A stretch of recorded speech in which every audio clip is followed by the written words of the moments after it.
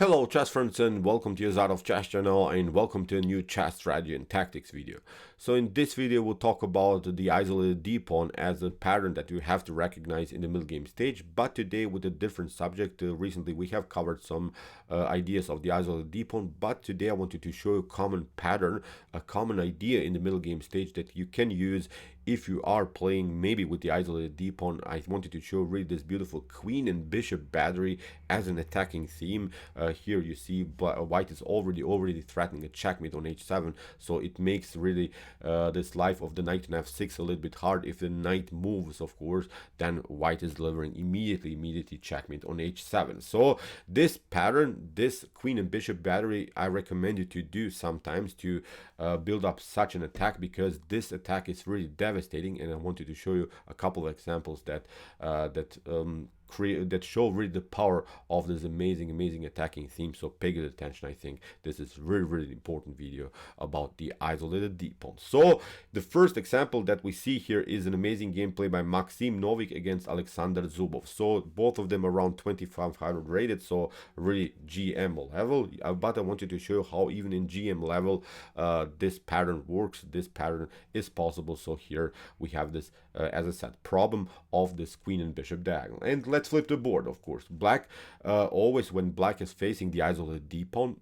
he's trying to play a blockade. He's trying, of course, to make this move knight to d5 to somehow fix the structure around the square d5. In some lines you can even play, I don't know, knight to a5 and even fix the structure with the move knight to a5 and then bishop to b7. The only thing that we're trying to do here, that's the most important thing here to say, is to build this blockade around the square d5. On the other hand, white is trying, of course, to advance the pawn somehow. White is trying to break through with the move d5. And here in the beginning of this tactical sequence here, Alexander Zubov immediately made a mistake. He played rook to c8.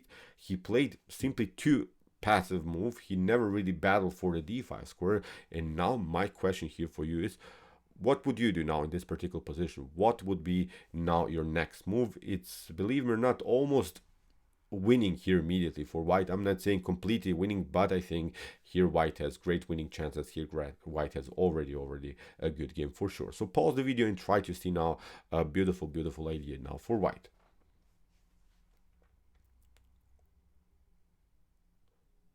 Okay, you see how really aggressive this queen and bishop battery can be. Now this battery makes even the d5 move really possible, although the d5 is so far protected by the knight, by the pawn, and also by the queen.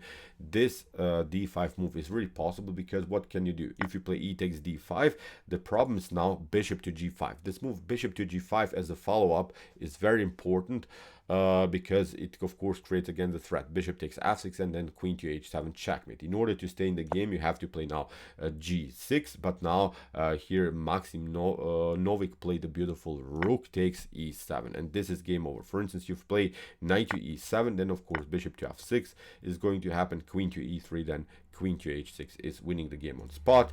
If you play here queen to e7, then knight to d5 is also a beautiful motif. Look at this, you play knight to d5, queen to bishop takes the queen on e7, knight to e7. Okay, this is still a struggle, this is still a battle, of course. So black has the rook and a minor piece for the lost queen, but I think in GM level or in some really decent level, this should be really completely winning here for white. So let's go back to this critical moment. After move d5, of course, black doesn't have to react. Black can also play now the move knight to a5, simply getting out of this tactical mess. But again, very important move is this follow-up, bishop to g5. So as we said, d5, bishop to g5, and now the queen and battery here with the bishop, queen and bishop battery is working on h7. Again, the threat is here the move bishop takes f6, and now that's why g6 has to be played. But now comes another stunning idea, d6. You see how dangerous really the progress of the d-pawn is. You have to play now something, I don't know, bishop to d6,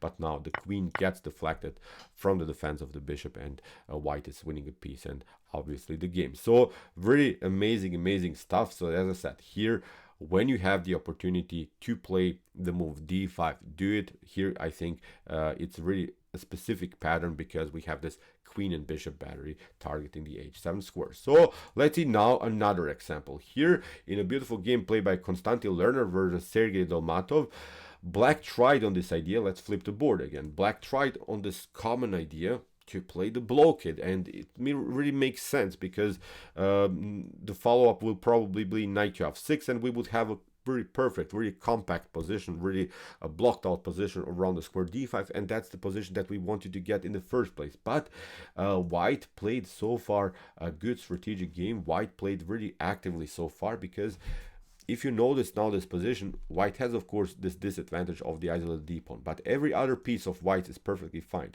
Knight on natural squares, bishop very active, this bishop also very active, rooks on natural files, D and E file, very aggressive, and also the queen here, very natural, very good square for the queen, targeting both diagonals, but also very centralized. We can get the queen into the game, and again, this queen and bishop battery is building a devastating attack here against Black. Black is losing the game on spot. Really wild stuff. This is again really great level of chess, but Black made a huge blunder, huge mistake, never realized our pattern that we're talking about today, our queen and bishop attack, and the game is over. What can you do? For instance, you play here knight from the 7th rank on f6. Now look at this, bishop to f6 is winning the game. You cannot pick it up with the bishop.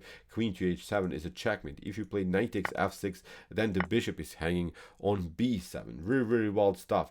If you play f5 here in order to block it out, look at this, queen to e6, then the bishop takes e7. It's going to win the game. If you play of course knight from the 5th rank to f6, again the bishop on b7 is hanging. If you play g6 to block it out, again it doesn't get better. Look at this, bishop to e7. You cannot again of course pick it up with the knight. Again the bishop is hanging. If you pick it up here with the queen, then knight takes d5, bishop to d5, and queen to d5 is simply winning the game, because after e takes d5, again the queen is hanging. White is winning a piece, and again the game. So you see, this queen and bishop battery is really sometimes devastating. Try it out, it can help you out. I think you can have really great attacking chances in your middle game with the eyes of the d pawn. So here we have now a different position. It's a game played by Vasily Smyslov against Anatoly Karpov, and this game is really specific because so far Karpov played good moves here. He played knight to d5 without messing his structure here, because he has played already g6. So you see there's no threat of bishop takes h7. So here Anatoly Karpov secured first the position, and then he played knight to d5 in order to create this blockade. Let's flip the board again. So as I said, now he gets what he wanted, and he has a nice grip around the square d5. But still many problems came in his position, because here first of all, what Vasily Smyslov did, he simply gets use of the dark square. So you have some other issues. You have played g6, you blocked out the diagonal, but now you're facing many dark square problems. Here after bishop to h6, you have to play rook to e8, bishop to a4. So here now Vasily Smyslov is building his attack in a different way, and I'm seeing also many great games in the database also in this specific position. Many winning games here for White, although as I said, Black secured really the blockade on d5. So we have a6, knight to d5, again queen to d5. Here of course Black is taking this taking this piece with the queen. If you play e takes d5, then you're blocking out of course your light square bishop, and this is not the position that I think Black wanted to get in the first place, because Black is trying to keep White of course obviously with the other d pawn. So that's why queen to d5,